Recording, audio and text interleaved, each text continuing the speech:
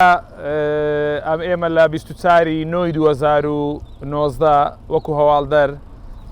سکاڵامان لە دژی پەرلەمانتارێک تۆمار کرد کە مڵکی گشتی داگیر کردیە وەو بەڵگانەشمان ئەو کات خستە ڕووکە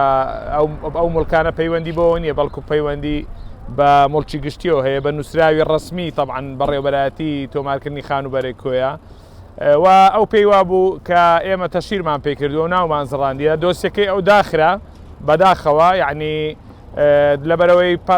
تاوانەکەی خستە سەر هاوسەرەکەی کە گوایە ئەو مڵکی گشتی داگیر کردیە بە پێی زانیاریەکانی مە ئێستا ئەو داوا لێکراوە لەلایەن دادگاوە هاوسەرەکەی و سکاڵای لە دژی من تۆمار کرد بە بیانووی ئەوەی کەوا من تەشیرم پێکردی ینی لە بیری چۆکە و سیفەتەکی گشتی و سیفەتەکی ڕسمی هەیە کە دەکرێت ینی سکاڵای یعنی ئەوەی لەسەر تۆمار بکرێت بۆیە ئەمڕۆ هاتمە بەردەم دادوەری دادگای لێکۆڵینەوەی کۆی لەسەر سکاڵایەکەی ئەو کە گویا تەشیرم پێکردیە بەڵام دادوەری بەڕێزی لێکۆڵینەوەی کۆی بە کەفالەت 1 ملیۆن دینار ئازادی کردم و